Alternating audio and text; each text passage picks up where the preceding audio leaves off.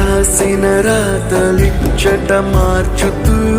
మార్చుతుంటే నేలపైన వింతలన్నీ నింగి కన్నుతో చూడరా ఈశ్వరా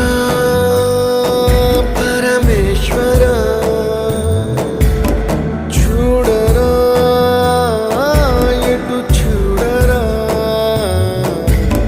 మసకబారిన కంటి పాపకి ముసుగు తీసే వెలుగులాగా కాలమడిగిన కఠిన ప్రశ్నకు బదులువై